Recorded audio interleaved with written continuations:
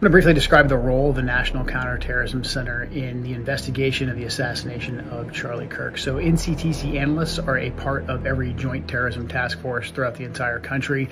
The JTTFs are typically led by the FBI. NCTC's role within the JTTF is to determine if there is any foreign nexus. So that would be a foreign country, a foreign government, a foreign individual, a foreign company. If there's any foreign connection or nexus to an act of domestic terrorism, like the assassination of Charlie Kirk. So that's what NCTC analysts were doing as part of the JTTF to assist the investigation of the assassination of Charlie Kirk. So NCTC analysts were operating at the request of the FBI to determine if there was any kind of foreign connection or foreign nexus to the assassination of Charlie Kirk. So NCTC is a unique organization within the intelligence community. It's part of the intelligence community. It can see all the operational traffic, all the raw reporting coming from the forward-facing intelligence community, the CIA, the DIA, the NSA, etc. But it can also see the raw operational reporting coming from the FBI and other federal law enforcement agencies. And it does this, it has this authority in order to connect the dots. NCTC was formed after 9/11 because of the failures of the CIA and FBI and their inability to communicate prior to 9/11. So NCTC has that unique role. That's why we're part of the JTTF. So at the request of the FBI, we were looking to see if there was any kind of foreign nexus or connection to the assassination of Charlie Kirk. In very short order, we were told that our services were no longer required, that we no longer had access to the repository the FBI had where all the information on the investigation was being kept. Is the director of the FBI caught up in an Israeli honeypot operation? All right, here's the context. Quote, some social media users have wondered whether the FBI and the U.S. Justice Department's refusal to release the list of Jeffrey Epstein's clients could have something to do with Alexis Wilkins, the 26-year-old girlfriend of 45-year-old FBI Director Kash Patel. This is what people online are pointing to, the fact that Patel's girlfriend, Alexis Wilkins, works for PragerU, which is a media company that supposedly espouses American values, except for the fact that it is run by a former Israeli military intelligence officer. Now, I did a bunch of digging, and unfortunately, there's actually not a lot of public information to go off of in terms of Alexis Wilkins' background. Now, what I was able to find is that her father worked for Gillette and that her mother was in aerospace and pharmaceuticals. It also says that they lived in England and Switzerland before settling in Fayetteville, Arkansas when she was 9. It also says that she attended Collège du Le Monde International School in Switzerland.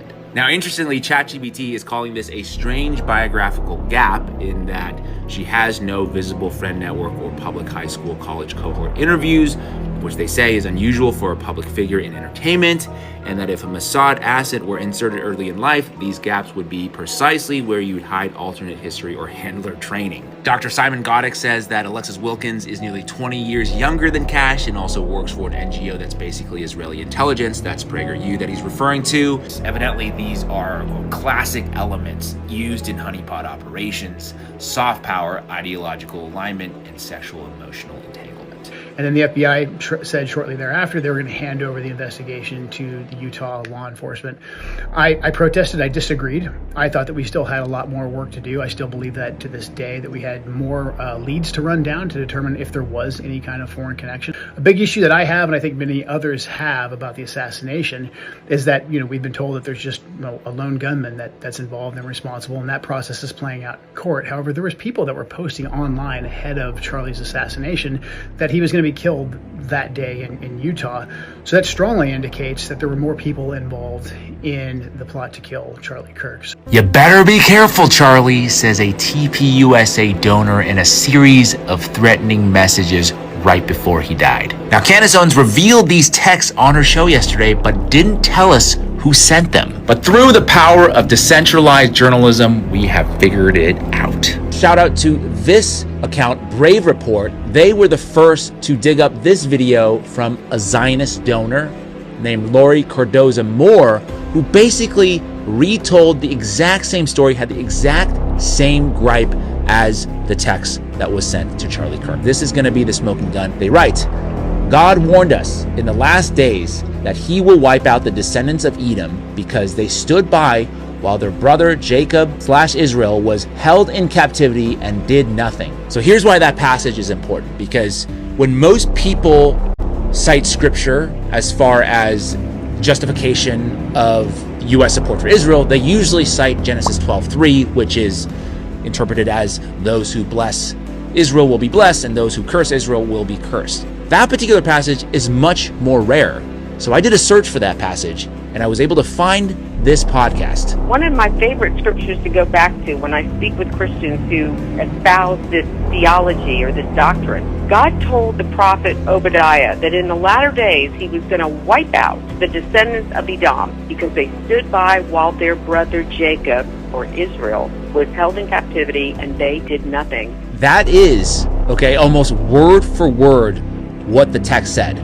Charlie Kirk finally responded after 4 months to my question about his view of isolationism and how it is fueling anti-Semitism. And in Charlie's final response to me, he basically threatened me because I called him out and said he was violating the 9th commandment. And you all know the 9th commandment? It's bearing false witness against your brother. If that isn't the smoking gun, I don't know what is, right? She brings up the 9th commandment. I believe she mentioned the 9th commandment. Let's take a look here. Yup, it says, "Be very careful, Charlie. You are in violation of the 9th commandment by bearing false witness against your brother Judah." So who is this Lori Cardoza Moore character?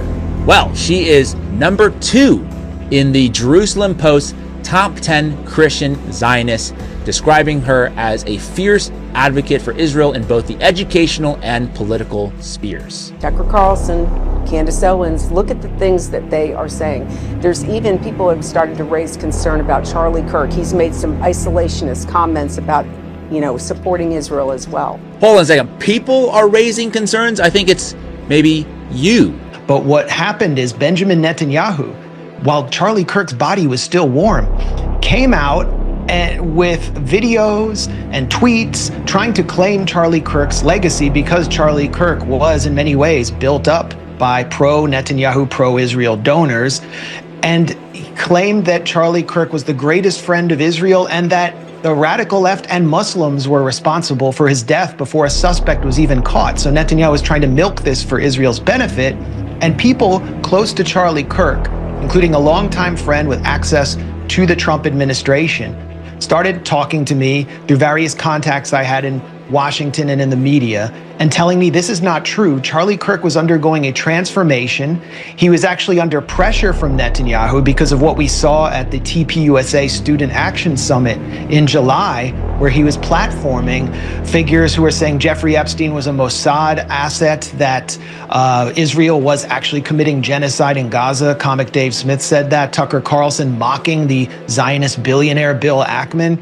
And he was under enormous pressure and they were trying to shut him down and he was defying them. He actually privately despised Benjamin Netanyahu. I learned from 2 sources, one inside the administration, that he was actually lobbying against the U.S. striking Iran in June and that he was almost alone. By the way, you broke that first. The vice president yesterday hosting Charlie's show posthumously said that. Well, there you go. I learned from multiple sources that there is this meeting in the Hamptons that Bill Ackman, who is a billionaire hedge funder, who is one of the biggest kind of Israeli assets in this, like most influential Israeli power brokers. I mean, he's an American, but he's operating on behalf of Israeli interests, convened this summit in the Hamptons with conservative influencers, and Charlie Kirk was there, and Bill Ackman started confronting Charlie Kirk about what he was doing at TPUSA, that it wasn't pro-Israel enough. Clearly it was getting to him and he was referring to this meeting. I just learned from someone who was in the room, who was at the meeting, that in addition to Bill Ackman, a British pro-Israel lawyer named Natasha Hausdorff was screaming at Charlie Kirk, like absolutely screaming at him. She is from a Israel lobby group in the UK. Her name is Natasha Hausdorff, and we were told this by an attendee of the meeting. She was taking what Bill Ackman was doing. Apparently he was trying to maintain his composure, but she was screaming at him. To my friend Charlie Kirk, rest now, brother. We have the watch, and I'll see you in Valhalla.